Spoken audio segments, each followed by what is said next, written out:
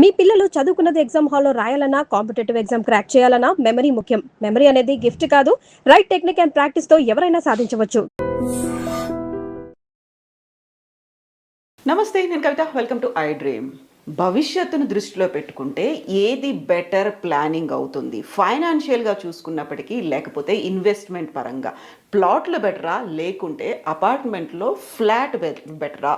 ఏది మనకి ఫ్యూచర్లో లాభకరంగా ఉంటుంది? ఇదే ప్రతి ఒక్కరిని తొలిచే ప్రశ్న. దాని గురించి మనం మాట్లాడుకుందాం. మనతో పాటుగా ఉన్నారు సర్టిఫైడ్ ఫైనాన్షియల్ ప్లానర్ రాంప్రసాద్ గారు. నమస్కారం అండి. నమస్తే మేడం. సో యూజువల్గా ప్రతి ఒక్కరికి, నాట్ ఓన్లీ మధ్యతరగతి కావచ్చు, దిగువ మధ్యతరగతి, ఎగువ మధ్యతరగతి, ప్రతి ఒక్కరికి ఉండే డౌట్, దేంట్లో ఇన్వెస్ట్ చేసుకోవాలి? ప్లాటా, ఫ్లాటా? ఏం చెప్తారు మీరు? అసలు మీ ఒపీనియన్ ఏంటి చెప్పండి ముందుగా. సో యూజువల్గానే ఉండేది ఏంటంటే, ప్లాట్ అంటే మనకు ఉంటుంది ఎప్పటికైనా, అది తరతరాలుగా ఉండే ఒక ఆస్తి అంటారు. ఫ్లాట్ అంటేనేమో దానికి డిప్రిషియేషన్ వాల్యూ ఉంటుంది. 25-30 ఏళ్ళు దాటిన తర్వాత ఇంకా దాన్ని రీసేల్ వాల్యూ అనేది కూడా ఉండదు. మళ్ళీ మనం దాని మీద ఇన్వెస్ట్ ఎంత చేసినప్పటికి కూడా రిటర్న్లు మనకు రావు అనేది ఒక షెల్టర్ కోసం తీసుకుంటున్నాను అన్నది తప్ప. ఇంకా కారణం ఏంటి అపార్ట్మెంట్ పెరగకపోవటానికి? ఇంకా ఎందుకు పెరగదు అనేది. సో మనం లోన్లు కడుతూ ఉన్నాం, బ్యాంకర్ దగ్గర లోన్ తీసుకుంటున్నాం, ఎవ్రీ మంత్ మళ్ళీ మనమే పే చేయాల్సి వస్తుంది. సో మన ఓన్ ఇంట్లో మనం ఉన్న ఫీల్ కంటే కూడా బ్యాంకర్కి రెంట్ కడుతున్నాం అనే ఒక ఫీల్ ఒకటి ఉంటుంది. అంతేనా? అవునండి. ఇంకా చాలా ఉన్నాయి అబ్జెక్షన్స్, చాలా ఉంటాయి యూజువల్గా. అందుకే మనకి ఎందులో ఇన్వెస్ట్ చేయాలి అంటే మేజర్ అబ్జెక్షన్స్ ఒక 4-5 తీసుకుంటే, ఫస్ట్ థింగ్ అపార్ట్మెంట్ డిప్రిషియేషన్ అనేది అందరూ దానికి జాయిన్ వర్డ్ అయిపోయింది. అపార్ట్మెంట్ అంటే డిప్రిషియేషన్, దానికి లైఫ్ ఉండదు.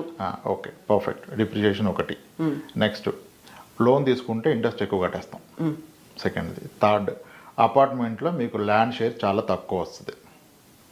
ల్యాండ్ కొంటే పెరుగుతుంది కదా, రిపేర్లు వస్తాయి. పాతది అయితే ఎవరు కొనరు, ఇవే కదా. దాని లైఫ్ స్పాన్ అయిపోద్ది, మళ్ళీ కట్టాల్సి వస్తుంది. ఇవన్నీ అబ్జెక్షన్స్. అందరు ఇవే చెప్తున్నారు, కానీ రియాలిటీ చెక్ చేస్తే ఇట్ ఇస్ ఎంటైర్లీ డిఫరెంట్. ఒక ప్లాట్ కన్నా, ఒక స్థలం కొన్నదానికన్నా ఒక అపార్ట్మెంట్ కొనడం చాలా రెట్లు బెటర్. ఎలా అంటే, ఫస్ట్ ఆఫ్ ఆల్ ఇప్పుడు అందరూ అన్నారు కదా, కాస్త పేషెన్స్గా, అంటే ఇన్నాళ్ళు అదే విన్నాం కాబట్టి నమ్ముతున్నాం. వి కాంట్ డినై, ఫిక్స్ అయిపోయాం. అందరూ చెప్పింది మనం నమ్ముతున్నాం. మనం ఎప్పుడైనా వెరిఫై చేసామా? నేను ఫస్ట్ రిక్వెస్ట్ చేసేది, మీరు బిఫోర్ మేకింగ్ ది స్టేట్మెంట్ అపార్ట్మెంట్కి డిప్రిషియేషన్ ఉంటుంది అన్నారు కదా, ఒక్క అపార్ట్మెంట్ డిప్రిషియేట్ అయింది హైదరాబాద్లో చూపించగలుగుతారా? ఒక 20 years బ్యాక్, 30 years బ్యాక్ కొనింది. ఓకే, అసలు ప్రతి ఒక్కరు ఇప్పుడు ఈ స్టేట్మెంట్కి జడ్జిమెంట్కి వచ్చింది ఎవరంటే, ఒకటి ఇంతవరకు కొననోళ్ళు ఒకళ్ళు వచ్చేసారు, రావడం వల్ల వాళ్ళ భవిష్యత్తుని వాళ్ళు ఇబ్బందులు పెడుతున్నారు. ఇంకోటి, కొన్న వాళ్ళు కూడా ఇదే స్టేట్మెంట్ ఇస్తున్నారు. 10 ఏళ్ల క్రితం, 20 ఏళ్ల క్రితం, 30 ఏళ్ల క్రితం హైదరాబాద్లో అపార్ట్మెంట్ కొన్నోళ్ళు చాలామంది ఉన్నారు ఈరోజు హైదరాబాద్. వీళ్ళందరూ కూడా ఈ స్టేట్మెంట్ ఇస్తున్నారు. అది చాలా బాధాకరం. అసలు ఫస్ట్ నేను రిక్వెస్ట్ చేసేది ఏంటంటే, ఎవరైనా హైదరాబాద్లో ఒక 20 years బ్యాక్ ఫ్లాట్ కొంటే ఆ రోజు ప్రైస్ ఎంత ఉండేది మేడం? ఇప్పుడు హార్డ్లీ ఒక 30-40 లక్షల్లో ట్రిపుల్ బెడ్రూమ్ ఫ్లాటే వచ్చేది. 20 ఏళ్ల క్రితం 30-40 చాలా ఎక్కువ. 2004లో నేను చెప్తాను ఎగ్జాంపుల్. 2004-05లో అప్సిగూడ స్ట్రీట్ నెంబర్ 8 ఒకటి అప్పుడు బాగా కన్స్ట్రక్షన్స్ అయినాయి. 2004 నుంచి చేసి 5లో హ్యాండ్ ఓవర్ చేశారు. ఆ రోజు అక్కడ ఏ ఫ్లాట్ కూడా మీకు 6 లక్షలకు మించి లేదు రేటు. 6 లక్షలకు మించి రేట్ లేదు. కొన్నోళ్ళు ఎవరిని ఉంటే కామెంట్స్లో పెట్టచ్చు. అందరూ వాళ్ళ యొక్క ఎక్స్పీరియన్స్ని కామెంట్స్లో పోస్ట్ చేస్తే విషయం అర్థమవుద్ది, కంక్లూజన్కి రాకుండా. ఇప్పుడు దాన్ని డిసైడ్ చేస్తుంది ఎవరు? దాన్ని ఎక్స్పీరియన్స్ అయిన వాళ్ళు. కొనని వాళ్ళు చెప్పకూడదు కదా. కొన్ని దాంట్లో ఉన్నవాళ్ళు 20 ఏళ్ళుగా 30 ఏళ్ళుగా చెప్తే అది ఫైనల్ కదా. ఇప్పుడు అప్సిగూడ స్ట్రీట్ నెంబర్ 8లో అన్ని అపార్ట్మెంట్స్ ఆ రోజు వెలిసాయి 2004-05 మధ్యలో. గట్టిగా అంటే 6 నుంచి 7-8 లక్షలు ఆ రోజు. ఈ రోజు ఎంతకు వస్తుంది అపార్ట్మెంట్? ఇప్పటికి 19-20 ఏళ్ళు అయింది కదా. ఇప్పుడు ఎంతకు రావచ్చు అపార్ట్మెంట్ చెప్పండి మీరు? మీ అంచనాలో చెప్పండి, ఎంతకు రావచ్చు? 1300 SFT ఉంది అప్సిగూడ స్ట్రీట్ నెంబర్ 8లో, విచ్ ఈస్ 20 years ఓల్డ్. ఇప్పుడు ఎంతకు వస్తుంది మనం కొనాలంటే, ఒక వ్యక్తి అమ్మాలంటే? మినిమం 50-60 lakhs అయినా ఉంటుంది కదా. ఎస్ కదా, ఆల్మోస్ట్ 10 times పెరిగింది. డిప్రిషియేషన్ ఎక్కడ మారుతున్నారు? కాకుంటే డిప్రిషియేషన్ అనగానే ఎందుకని గుర్తు? అసలు డిప్రిషియేషన్ రాంగ్ వర్డ్ చెప్పేశారు, అది నమ్ముతున్నాం. ఫిక్స్ అయిపోయి డిప్రిషియేషన్ అంటే తగ్గడం కదండి. ఎక్కడ తగ్గింది? అసలు ఏదైనా ఒక్క అపార్ట్మెంట్ ఏమన్నా 10లో ఒకటి ఏదైనా చెప్తారు, అది కూడా షార్ట్ ట్రెండ్లో 6 years అయింది మాది పెరగలేదు, 10 years అయింది కొన రేటు కమ్మని చెప్పేది 100లో ఒక 4. కానీ 95 మంది వాళ్ళ ఎక్స్పీరియన్స్ ఏంటంటే, ఒక అపార్ట్మెంట్ కొన్న వ్యక్తికి నా స్టేట్మెంట్ ఏంటంటే, మీరు ఒక అపార్ట్మెంట్ ఫ్లాట్ కొంటే అది ప్రతి 10 ఏళ్ళకి దాని ధర రెట్టింపు అవుతుంది. ప్రతి 10 ఏళ్ళకి, అది కూడా చాలా లోయర్ సైడ్ చెప్తున్నాను నేను. ఇప్పుడు అప్సిగూడ స్ట్రీట్ నెంబర్ 8 ఇది ఆ రోజు 8 లక్షలు వేసుకోండి మీరు. ఫస్ట్ 10 ఇయర్స్లో డబ్బులు అంటే 16 లక్షలు అవ్వాలి, మళ్ళీ 10 ఇయర్స్లో డబ్బులు అంటే 32 లక్షలు అవ్వాలి. మరి ఇప్పుడు 60 లక్షలు 50 లక్షలు మీరే చెప్పారు కదా, ఎక్కడుంది డిప్రిషియేషన్? సో ఇక్కడ ప్రూవ్ అయిపోయింది డిప్రిషియేషన్ లేదు. ఎవరినైనా అంటే ప్రాబ్లం ఏంటంటే ఇప్పుడు వరకు కొన్నోళ్ళు కామెంట్స్ పెడుతున్నారు కంక్లూజన్, కానీ ఇప్పుడు ఎక్స్పీరియన్స్ ఉన్న వాళ్ళ ఎక్స్పీరియన్స్ షేర్ చేస్తే మనకు విషయం తేలిపోద్ది. అలానే అంటారు. ఇప్పుడు నా దగ్గరకు వచ్చిన చాలామంది క్లయింట్స్ డిప్రిషియేషన్ అంటారు. సార్ మీరు ఎప్పుడు కొన్నారు? సార్ మేము 2006లో కొన్నాం. ఎంత కొన్నారు? సార్ మేము 11 lakhs కొన్నాం. ఇప్పుడు ఎంత వస్తుంది? 75 lakhs అమ్మారు సార్ మొన్న. కళ్ళ ముందు కనిపిస్తుంది. డిప్రిషియేషన్ ఎక్కడ ఉంది అంటే అందరూ అలాగే అంటారు కదా సార్, ల్యాండ్ అయితే ఎక్కువ పెరుగుతుంది, ల్యాండ్ షేర్ తక్కువ వస్తుంది అని. అసలు మీరు అపార్ట్మెంట్లో అందరి లాజిక్ ఏంటంటే, రాంగ్ లాజిక్ ఏంటంటే, మీకు స్థలం కొంతే వస్తుంది, మీరు కొంటున్న ₹1,00,00,000 స్థలానికి 30 లక్షలు పోతే 70 లక్షలు కన్స్ట్రక్షన్కే పోతుంది, ఈ కన్స్ట్రక్షన్కి వాల్యూ తగ్గుతుంది కదా గోయింగ్ ఫార్వర్డ్ అన్నారు. ఎందుకు మీరు సపరేట్ చేస్తున్నారు? మీరు అమ్మితే యాజ్ అన్ అపార్ట్మెంట్ ఫ్లాట్గా అమ్ముతున్నారా, స్థలం గోడలు విడగొట్టి అమ్ముతున్నారా? అపార్ట్మెంట్ ఫ్లాట్గానే కదా అమ్ముతున్నాం. యాజ్ అ ఫ్లాట్గా మీరు ఎంత కొన్నారు, యాజ్ అ ఫ్లాట్గా ఎంత వస్తుంది? ఇది మొదటి point. Next point, second hand flats ఎవరు కొంటారంటారు. అవును, అసలు విషయం ఏంటంటే సెకండ్ హ్యాండ్ ఫ్లాట్స్ ఎవరు అమ్మరు. నేను చాలామంది నన్ను కలిసిన వాళ్ళు 93, 94లో హైదరాబాద్లో టిపికల్గా బెస్ట్ ఆఫ్ ద బిల్డింగ్స్ కొనింది 3 లక్షలకి. 3 లక్షలు కొన్నారు 93, 94 టైంలో ఒక అపార్ట్మెంట్ ఫ్లాట్ ఇన్ హైదరాబాద్. ఎవరైనా ఒప్పుకుంటారు ఈ మాట, అప్పుడు కొన్నోళ్ళు. అవన్నీ ఈ రోజుకి అలాగే ఉన్నాయి. ఈరోజు ఎంత రేట్ నడుస్తుంది వాటిది? అమ్మితే 60, 70, 80 లక్షలు నడుస్తుంది ఈ రోజుకిను. 30 ఏళ్ళు గడిచిపోయింది. ఈరోజు నేను అంటాను, సార్ మీరు 3 లక్షలు కొన్నారు, 80, 90 లక్షలు వస్తుంది, ఇంకా ఎందుకండి దాన్ని అలా ఉంచి రెంట్కి ఇస్తారు, వీళ్ళు ఇంకోటి కొని మూవ్ అయిపోయారు అన్ని రోజులు ఎవరు ఉండరు ఒక దగ్గర, అప్గ్రేడ్ అవుతారు కదా అంటే, లేదు రామప్రసాద్ అమ్మని అంటారు. ఎందుకు సార్ అమ్మొచ్చు కదా, ఆ వచ్చే 25,000, 30,000 రెంట్ ఎందుకు, దాన్ని ఎఫ్డీలు వేసుకుని నెలకు 40,000 వస్తుంది, అమ్మేసేయండి అంటే అమ్మరు. ఎందుకంటే ఒక లాజిక్ ఆలోచించండి రామప్రసాద్ గారు, మేము ఆ రోజు కొన్నది 3 లక్షలు, ఈరోజు మాకు అద్దె వస్తుందండి 3.5 లక్షలు. డిప్రిషియేషన్ అంటున్నారు. 30 ఏళ్ళు గడిచాక మీరు అపార్ట్మెంట్ని చూస్తే మీరు కొన్న రేటు కన్నా ఈరోజు దానికి వచ్చే అద్దె ఎక్కువ. మధ్యలో కాస్త మెయింటెనెన్స్ ఉండొచ్చు అటు ఇటుగా, దేనికి ఉంటుంది మెయింటెనెన్స్? మన బాడీకి మెయింటెనెన్స్ లేవా? ఇప్పుడు ఫీవర్ వస్తే వదిలేస్తాం మనిషిని. సేమ్ అపార్ట్మెంట్ అంతే కదా, టైంలో చేసుకోవాలి. ఇంకా చాలా వస్తాయి, అసోసియేషన్ అంతా ముందుకు రారు, నీట్గా పెట్టరు, ఇవన్నీ పార్ట్ అండ్ పార్షల్ కదా. మెల్లిమెల్లిగా టైం గడుస్తుంది కాబట్టి పెచ్చులు ఊడిపోతున్నాయి, దాంట్లో మరి ఇప్పుడు ఇవన్నీ గడిచాయి కదా, సర్వీసింగ్కి వెళ్ళాల్సి వస్తుంది ప్రతిసారి. సర్వీసింగ్ అందరూ వెళ్ళాలి, కారు వెళ్ళదా మనిషి వెళ్ళడా, అపార్ట్మెంట్ కూడా వెళ్తుంది కదా. ఇవి 30 ఏళ్ళు గడిచిందే మనం ఆడుతున్నాం. సో అపార్ట్మెంట్కి డిప్రిషియేషన్ లేదు. నెక్స్ట్ బిగ్గెస్ట్ ఆబ్జెక్షన్ ఏంటంటే లోన్ ఇంట్రెస్ట్ కడతాం కదా. ఇంట్రెస్ట్ ఎందుకు కడుతున్నారు? ఒక వ్యక్తి లోన్ తీసుకోబట్టి కడుతున్నాడు. మరి స్థలం కొంటే ఇంట్రెస్ట్ లేకుండా లోన్ ఇస్తారా? ఎవరు కదా. అసలు అది ఎంత అసలు వ్యాలిడ్ పాయింట్ అది. అసలు ఆ ప్రస్తావన తేవచ్చా? నీ దగ్గర డబ్బు ఉంటే డబ్బు పెట్టే కొంటావు కదా, ఎందుకు మళ్ళీ ఇంట్రెస్ట్ క్యాలిక్యులేషన్ వస్తుంది మధ్యలో మనకి? ఇప్పుడు స్థలం కొంటే ఫ్రీగా ఇస్తాడా, వడ్డీ లేకుండా ఇస్తాడా? ఇంకా స్థలానికే 1% ఎక్కువగా ఇస్తాడు. అంటే అందరికీ ఒక భ్రమ ఏంటంటే స్థలాలు విపరీతంగా పెరిగిపోతాయి, అపార్ట్మెంట్ అంతగా పెరగదంటాడు. స్థలాలు ఎంత గొప్పగా పెరుగుతాయంటే ఒక సింపుల్ లాజిక్, ఒక స్టాండర్డ్ చెప్పొచ్చు. నేను ఇప్పుడు ఏమన్నా 2 స్టేట్మెంట్లు ఇవ్వదలుచుకున్నాను నేను దీంట్లో. మీరు ఒక అపార్ట్మెంట్ కొంటే ప్రతి 10 ఏళ్ళకి రెట్టింపు అవుతుంది. ఇది రాంగ్ అని ప్రూవ్ చేయడం కష్టం. ఏవో 10లో ఒక కేసు ఎక్కడన్నా దొరకవచ్చు, కానీ మీరు 20, 30 ఇయర్స్ ఓల్డ్ ఏజ్ చూసినా ఏదన్నా చూడండి. 30 ఇయర్స్ బ్యాక్ హైదరాబాద్లో విపరీతమైన అపార్ట్మెంట్స్ ఉన్నాయి.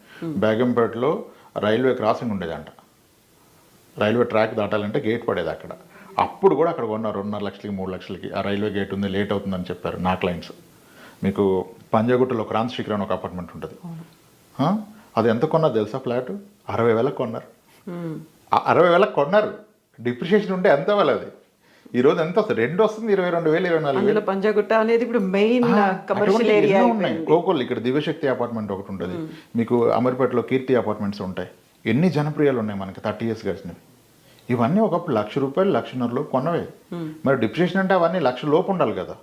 ఇప్పుడు అంటారు ఆ ఇన్ఫ్లేషన్ ఒకటి ఉంది కదా పెరిగినా, అప్పుడున్న 1,00,000 ఇప్పుడున్న 60 లక్షలు ఒకటే కదా అంటారు.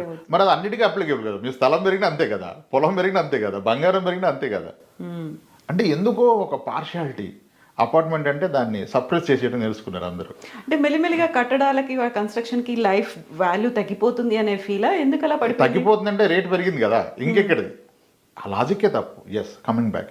స్థలం కొంటే ఏమవుతుంది? నేను ఒక స్టేట్మెంట్ ఇవ్వదలుచుకుందంటే, ఒక స్థలం కొని అన్నీ కలిసి వస్తాయి. మీరు ఒక వెంచర్లో కొన్నా, సిటీ మధ్యలో కొన్నా, ఒక స్థలం అనేది ప్రతి 6 ఏళ్ళకి రెట్టింపు అవుతుంది. 6 ఏళ్ళకి రెట్టింపు అయితే అందరూ హ్యాపీనే, 6 ఇయర్స్కి రెట్టింపు అయితే హ్యాపీనే. 6 ఇయర్స్కి డబుల్ అయితే ఎంత పర్సెంటేజ్ అనగానే అందరూ 100% పెరిగింది కదా అంటారు. అలా 6 ఇయర్స్కి 100 చెప్పకూడదు కదా. వడ్డీ అనేది పర్ ఇయర్ ఎంత లెక్క చేయాలి, అంతే కదా. మరి 6 ఏళ్ళకి 100% పెరిగితే ఇయర్లీ ఎంత అంటారు? మీరైతే ఎంత అంటారు చెప్పండి, నేను క్యాలిక్యులేట్ చేస్తాను, లాజిక్ చెప్పండి. 6 ఇయర్స్కి 100 అంటే పర్ ఇయర్ ఎంత? వెంటనే 100/6 కొడతారు, అది తప్పు. 100/6 కొడితే 16.6 వస్తుంది, విచ్ ఈజ్ రాంగ్. ఇదేమి 6 మామిడికాయలు 100 రూపాయలు అయితే మామిడికాయ రేటు కాదు కదా, వడ్డీ రేటు. వడ్డీ రేట్లో చక్రవడ్డీ కట్టాలి. మీకు ఫస్ట్ ఇయర్ పెరిగిందనేది మళ్ళీ వడ్డీ రావాలి కదా. అలా కడితే కాంపౌండ్ ఇంట్రెస్ట్కి మనం ఒక ఫార్ములా వాడతాం ఫైనాన్స్లో, రూల్ ఆఫ్ 72 అని. ఏదైనా ఒకటి రెట్టింపు అయితే అది ఎంత పర్సెంటేజ్ పెరిగింది తెలవాలంటే 72 divided by number of years కొట్టాలి. 72/6 అంటే 12% పెరిగినట్టు. చక్ర వడ్డీలో ఒక స్థలం కొంటే అద్భుతాలు జరిగితే మీకు పెరిగేది ఎవ్రీ 6 ఇయర్స్కి డబుల్. ఇక్కడికి విషయం తేలిపోయింది కదా. 12% ఇస్తుంది. మంచిదంటే 12 మంచిదే, గ్రేట్ అంటే గ్రేటే, గుడ్ అంటే గుడ్. అక్కడికి ఆపేసేయండి, స్థలం గురించి ఇంకా ప్రస్తావన తేయకూడదు. మళ్ళీ అప్పుడు పొలం 1,00,000 కొన్నారు, 1 కోటి, ఇవన్నీ చెప్తారు. 6 ఇయర్స్కి డబులే వస్తుంది అంతను. ఓకే, ఒక స్థలం కొంటే 6 ఇయర్స్ డబుల్. కానీ ఒక స్థలంలో మనకు ఎటువంటి రాబడి ఉండదు, ఇంకా మరి పైగా దాన్ని కాపలా కాసుకోవాలి. లీగల్గా ఒక టెన్షన్ ఉంటుంది. సరే ఇప్పుడు తగ్గే ఎరాలు ఇవన్నీ వచ్చి ఓకే, స్థలం అయిపోయింది. ఇప్పుడు అపార్ట్మెంట్ 10 ఇయర్స్లో డబుల్ అన్నాను. 10 ఇయర్స్లో డబుల్ కానీ అపార్ట్మెంటే చూపించలేరు మీరు. మళ్ళీ అంటారు ఏరియాని బట్టి. ఏరియాని బట్టి కాదు, ఏరియాని బట్టి మీరు కొనే రేటు కూడా ఉంటుంది కదా. ఇప్పుడు మనకి ప్రైమ్ లొకేషన్లో డబుల్ బెడ్రూమ్ 1 కోటి రూపాయలు, కాస్త ఇంటి దగ్గరికి వెళ్తే ట్రిపుల్ బెడ్రూమ్ 1 కోటి రూపాయలు. 10 ఇయర్స్ తర్వాత ఈ కోటిది 2 కోట్లు అవుతుంది, అది 2 కోట్లు అవుతుంది. సో ఏరియాని బట్టి మీరు కొనే ప్రైస్ ఉంటుంది. ఏ ఏరియా అయినా ఎక్కడైనా ఎవ్రీ 10 ఇయర్స్కి డబుల్ అవుతూ పోతుంది అపార్ట్మెంట్. 10 ఇయర్స్కి డబుల్ అంటే ఎంత పర్సెంటేజ్ పెరిగినట్టు? ఇందాక అనుకున్న రూల్ ప్రకారం 72/10 అంటే 7%లో అపార్ట్మెంట్ గ్రో అవుతుంది కదా. 7%లో అపార్ట్మెంట్ గ్రో అవుతుంది. మరి ఇది 7 కదా, స్థలానికి 12 చెప్పారు కదా మీరు. అపార్ట్మెంట్ తక్కువ అంటే అది తప్పు. ఎందుకంటే ఒక అపార్ట్మెంట్లో మనకంటూ రెంట్ వస్తుంది, మరి రెంట్ కలపాలి కదా. ఈరోజు టిపికల్గా హైదరాబాద్లో ఎవరైనా అది సెకండ్ హ్యాండ్ కానీ కొత్తది కానీ 1 కోటి రూపాయల ఫ్లాట్ కొన్న పక్షంలో, వాళ్ళు ఉండని పక్షంలో 25,000 రెంట్ గ్యారంటీ. నేను లోయర్ సైడ్ చెప్తున్నాను, 32 వచ్చే వాళ్ళు ఉన్నారు. నెలకి 25,000 అంటే సంవత్సరానికి ఎంత? 3 లక్షల రూపాయలు. 1 కోటి రూపాయల పెట్టుబడి మీద 3 లక్షలు వస్తుందంటే 3% వచ్చినట్టే కదా. అప్పుడు ఈ 3 తీసుకెళ్ళి 7 కలపాలి కదా, పెరుగుతున్న 7కి 10 అవుతుంది. 10 కూడా తక్కువే కదండి, మీరు ప్లాట్ 12 అని మీరే చెప్పారు కదా అనే ప్రస్తావన వస్తుంది. కానీ ఈ రెంట్ 25,000 అలానే ఉండదు, రాబోయే 10 ఏళ్ళలో రెంట్ పెరిగి రెట్టింపు అవుతుంది. ఎవ్రీ ఇయర్ పెంచే వాళ్ళు కూడా ఉన్నారు, పెంచాల్సిందే కదా. మరి ఇన్ఫ్లేషన్ పెరుగుతున్నప్పుడు ఎలా?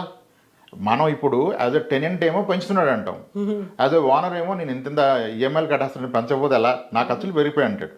ఇప్పుడు ఒక రిటైర్డ్ సీనియర్ సిటిజన్ ఈ రెంట్ మీద బ్రతికినప్పుడు మరి ఆయన ఖర్చులు పెరుగుతాయని పెంచాలి కదా కదా. సో కాబట్టి నేనేమంటున్నానంటే 25,000 రెంట్ 10 ఏళ్ళలో పెరిగి రెట్టింపే అవకాశం ఉంది.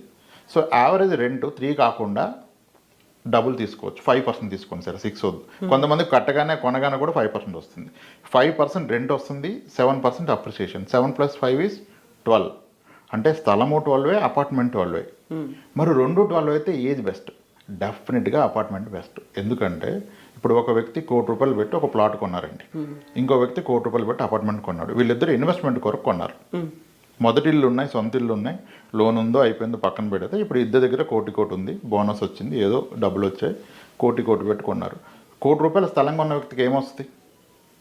ఏమీ రాదు. ఏదైనా లీగల్ ఇష్యూ వస్తే హార్ట్ అటాక్ వస్తుంది, బీపీ వస్తుంది, అంతే, ఇంకేం రాదు. అపార్ట్మెంట్లో లీగల్ ఇష్యూ వచ్చే అవకాశం చాలా తక్కువ, అసలు రాదు. ఇప్పుడు ఏదో కొంతగా నడుస్తుంది కానీ అది వదిలేస్తే లేదు కదా. 1 కోటి రూపాయల అపార్ట్మెంట్ కొన్న పక్షంలో మీకు నెలకి 25,000 వస్తుందిగా. ఒక పిల్లోడు ఫీజు కట్టచ్చు కదండి. 3 లక్షల అద్భుతమైన స్కూల్లో సీట్ వస్తుంది కదా. అండ్ ఈ స్కూల్ ఫీజు పెరుగుతుంది, అలానే అపార్ట్మెంట్ రెంట్ పెరుగుతుంది. అంటే మీ పిల్లోడిని +2 వరకు చదివిస్తుంది ఒక అపార్ట్మెంట్. 1 కోటి రూపాయలు పెట్టుకొని ఆ అద్దెని కనుక మీ అబ్బాయి చదువుకో పాప చదువుకో అటాచ్ చేస్తే చదివిస్తుంది. తీరా హైయర్ ఎడ్యుకేషన్ వచ్చాక ఒక మంచి ప్రీమియర్ ఇన్స్టిట్యూట్కి వెళ్తాడు అంటే ఈరోజు ఒక 30 లక్షలు, ఒక 18 ఏళ్ళ తర్వాత ప్రాబ్లీ అదొక 1,20,00,000, 1,50,00,000 అవుద్ది. అప్పటికల్లా మీ అపార్ట్మెంట్ కూడా అంతకంటే చాలా ఎక్కువ అయిపోద్ది కదా, 2 కోట్లు అయిపోద్ది కదా. 10 ఇయర్స్కి డబుల్ అనుకున్నాం కదా. ఇప్పుడు 1 కోటి రూపాయలు కొంటే 10 ఇయర్స్కి 2 కోట్లు, 20 ఇయర్స్కి 4 కోట్లు. ఇప్పుడు నమ్మరు, అంత అవ్వదు, ఇంకా పీక్ అంటారు. ప్రతిసారి ఇలానే అనుకున్నారు. 93లో 3 లక్షలు కొన్న వ్యక్తి 1 కోటి రూపాయలు అవుద్దనుకున్నాడా? 50 లక్షలు ఊహించాడా? ఎవరు ఊహించలేదు కదా. సో ఇది పెరుగుతుంది. ఒక పిల్లని చదివిస్తుంది, కావాలంటే హైయర్ ఎడ్యుకేషన్ కూడా మీకు దీన్ని అమ్మని తీసుకోవచ్చు కావాలంటే, కాంట్రవర్ట్ సినారియోలో. లేదంటే దీన్ని ప్లడ్ చేసి ఎడ్యుకేషన్ లోన్ తీసుకోవచ్చు. ఒక స్థలం మీద రాదు లోన్, ఒక అపార్ట్మెంట్ ఫ్లాట్ మీద వస్తుంది. ఇప్పుడు ఒక వ్యక్తి పూర్తి డబ్బులతో కనుక ఒక అపార్ట్మెంట్ ఫ్లాట్ కొంటే రేపు ఇతనికి ఇబ్బంది వచ్చి ఒక ఇన్కమ్ ఆగిపోయింది, ఇది ఒక ఇన్కమ్ లాగా పనిచేస్తుంది, ఇది భరోసా ఇస్తుంది. ఒక స్థలం ఇవ్వదు కదా. అసలు అపార్ట్మెంట్ డిప్రిషియేషన్ లేదు, కానీ దీన్ని చాలా బలంగా నమ్ముతున్నారు. అది ప్రాబ్లం. ప్రూఫ్స్ అంటే ఎక్కడా లేవు. లొకేషన్ స్పెసిఫిక్ కాదు, లొకేషన్ బట్టి మీరు కొనే ప్రైస్ కూడా ఉంది. రిలేటివ్ గ్రోత్ చూసుకోవాలి మీరు. ల్యాండ్ తక్కువ వస్తేనే చాలా రాంగ్ ప్రస్తావన కదా. ల్యాండ్తో ఏం సంబంధం, మీరు అమ్ముతున్నారు కదా. ఇప్పుడు ఉన్నాయి కదా 30 ఏళ్ళ క్రితం కట్టిన అపార్ట్మెంట్స్. ఎంత ఓల్డ్ అయినా ప్రతి 10 ఇయర్స్కి పెరుగుతూనే పోతుంది. మళ్ళీ ఇంకొస్తాయి, కూలిపోతే మళ్ళీ కట్టుకోవాలి, అందరూ ముందుకు రారు, ఎన్నుకూలే కదా. ఆ రోజు కూడా మీ ల్యాండ్ అన్నది కూడా ఒక లాజిక్, అది కూడా పెరుగుతుంది కదా. అలా చూసినా మీరు కొన్నదానికి ప్రతి 10 ఏళ్ళకి డబుల్ అవుతూనే పోతుందండి. అసలు అపార్ట్మెంట్ డిప్రిషియేషన్ లేదండి. దీన్ని గట్టిగా ఎక్కించేస్తారు, అందరు నమ్మేస్తున్నారు. ఒక అపార్ట్మెంట్ కొన్నోడే చాలా ధైర్యంగా కాన్ఫిడెంట్గా జీవితాన్ని కొనసాగించగలుగుతాడు. స్థలం కొన్నోళ్ళు కొనసాగించలేరు.